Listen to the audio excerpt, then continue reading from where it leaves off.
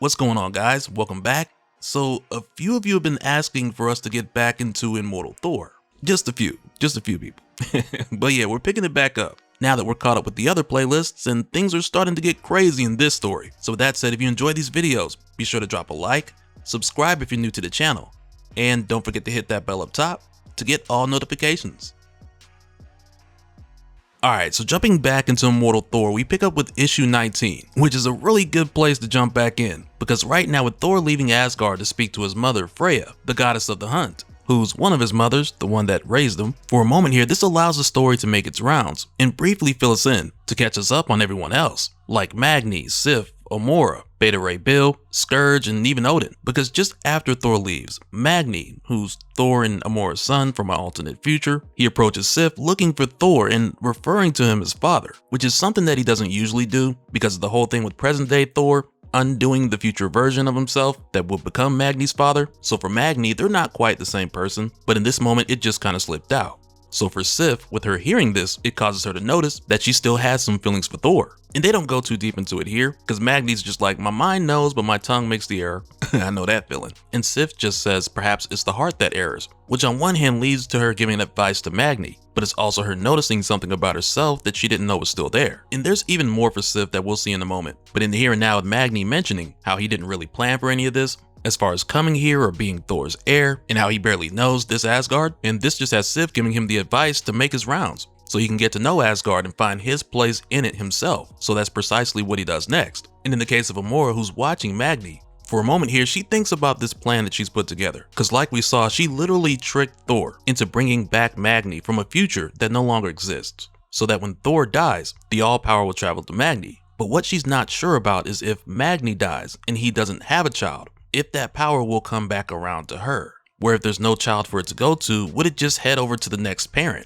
And yes, this plan is insanely diabolical. And for a moment here, she basically asked herself, would I morally sink that low to ascend that high in power? And it's like, on one hand, I appreciate the fact that she acknowledges how this is really scummy, but at the same time, when it comes to manipulation and betrayal, it almost seems like the natural next step for Amora. But the funny thing is, while she's here, Scourge shows up. And the timing is crazy because Amora has used Scourge countless times in the past. So for him to just show up now, to somewhat randomly ask her if she laughed when she used him as a pawn, and it's like now this has her looking in the mirror a little bit closer. But she ends up telling him no, that she didn't laugh, but she did use him to gain power. And as far as the more recent events that are building up, where Scourge is getting ready to steal Thor's death again, this has her telling Scourge if she had to choose between him and Thor, she would rather that Scourge stayed alive. Which sounds like a really nice thing to say, but we already know why Amora wouldn't mind Thor dying. But Scourge just tells her that he can't get mad at the Scorpion for her sting, but even still he's gonna go through with this. And Amora asks him why. Why do this? Why go through with it?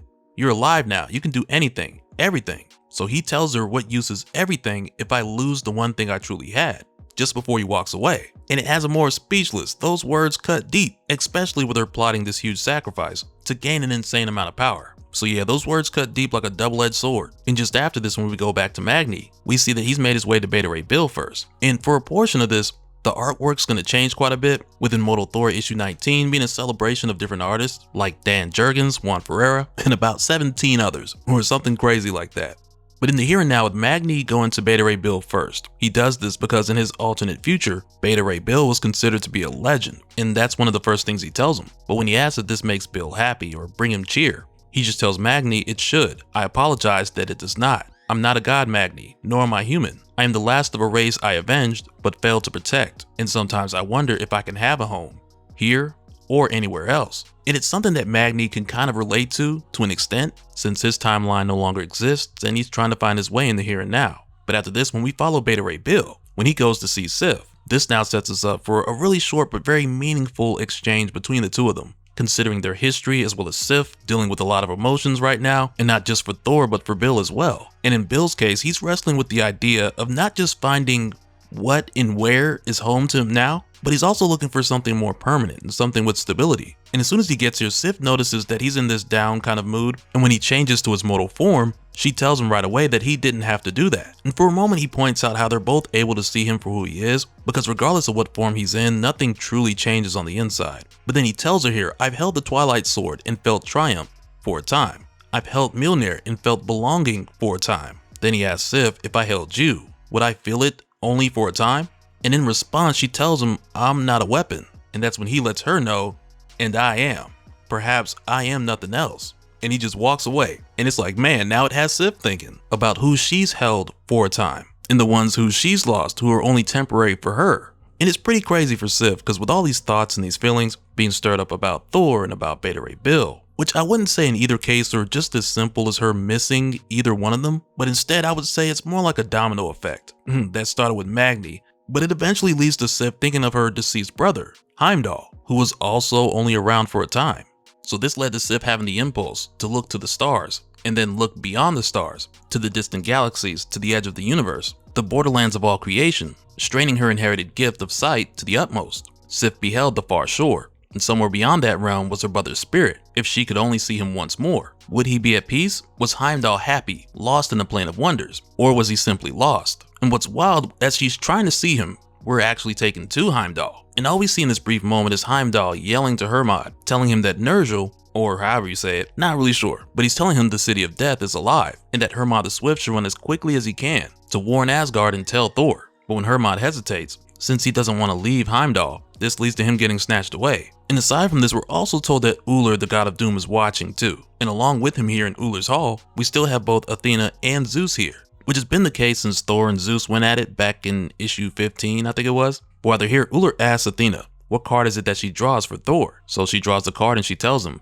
the card of what must be, as she holds up a card with the image of Thor and the word death on it, as Zeus goes on to ramble about darkness and the turn of the wheel. But it's not long before Ullr has a visitor, and it's none other than Scourge. And the reason why he's come here is because he needs a magic weapon, so he can steal Thor's weapons and his death. And he would have already went to Loki at this point, but Thor banished him, so that's a no-go. And it's why he's here. So Ullr asks why didn't Scourge go to Strange, since he's also in Asgard right now during One World Under Doom. But Scourge didn't bother to go to Strange because he already used a weapon that he got from Immortal recently, Dario Agger, and that's why he's here now talking to the Master Magician of Asgard. So Scourge tells Ullr, name your price. So Ullr tells him, on your soul be it, dead warrior, on your soul be it, which is a steep price. But even still, Ullr goes on to make Scourge his new blood axe. And speaking of someone who knows about steep prices, the next thing we do is hop over to Odin, because the only way he was able to send Scourge from Valhalla back to life was through the backdoor that Odin made, which was basically set up to where if Odin killed someone in Valhalla, it would bring them back to life, which is how he sent Scourge back. And at this time, Brunhilde asked Odin, why the long face? In the middle of the eternal feast. So he basically tells her he regrets spending so much time in his life just sitting on the throne instead of wandering and seeking knowledge and making it his own. But then there's a moment here where Eirik, Amora's other kid, who she lied and told Thor that she wanted to bring back, he comes and he tells Odin that he thought he heard someone call him, only for Odin to tell him to leave it be, because the dead have no business with the living. But as it turns out, what we see outside is what appears to be Jane Foster Valkyrie, who's not able to get in, only for us to soon find out that it's actually Amora, trying to trick her way into Valhalla so she could see the son she could have brought back, but she didn't because she'd rather scam Thor for the all-power. And it turns into this moment where it's like she's hoping that Odin could at least hear her so she could make that choice again. But there's no such opportunity because Odin's dead. And just as a really quick reminder, Odin's not able to just leave Valhalla because when he made the back door for others to come back by way of killing them, which he used on Scourge, we were told already that this method doesn't work on him. And that's why in his case, we also see these moments of regret. But after this, when we head over to Utgard Hall, we catch the tail end of a conversation between Tiwaz and Utgard Loki, where the two of them are basically reaffirming this agreement, where it's like you'll stay in your lane and I'll stay in mine. And in this moment here, they more or less remind each other of the terms that go along with that. Because for Utgard Loki, like we saw before, he wants his true name to remain unspoken. And Tiwaz expresses that he has no problem with that, because he has no intention of tearing the hood off the hooded one. And Tiwaz respects the liberties that Gia has given Utgard Loki as well, since she's allowed Utgard Loki to move freely in her realm. But under no circumstances does Tiwaz want Utgard Loki to make his way over to Anlang, which is his realm, because that'll start a war that no one will win. And with that out the way, Tiwaz basically asks the question here, how have things been going? And the response he gets is that Thor won the first round by getting some help from his mother, and going forward the plans concerning Midgard, they will continue. Thor has less sway there than ever after the whole Roxanne Thor situation, and people believing that Thor killed him as well as Dario Agger. So going forward, both Utgard Loki and Gia are going to continue as planned. In fact, Gia already has. So before Tiwaz leaves, Utgard Loki assures him that they will not go to Anlang. But even still, you can tell he's cooking up something That's yet to be seen. And after this, when Tiwaz returns to Amlang, the other Loki is there waiting on him. But it's not like he was expecting Loki to be here, because one of the first things he says to Loki is, "Who's this waiting for me? Did I not say that I would see you again, Loki?" When he asked Loki, "How's Thor?" Loki explained how he was banished from Thor's sight, which we saw happen after the whole Thor versus Zeus encounter. But nonetheless, this lets us know that both Loki and Tiwaz have had conversations prior to this. Because next, when he asked Loki about his spell, which as we know has been centered around the whole thing of the wheel turning and the seasons changing, which as a concept is the same thing that Thor's mother Gia wants. But because Loki can't stop the change from happening, this whole time he's basically been playing the hero and working towards getting this change to play into their favor, as opposed to the favor of the Utgard gods. And really, Loki's been jumping back and forth between the role of hero and villain, so that the changes to come will play into the favor of the Asa gods,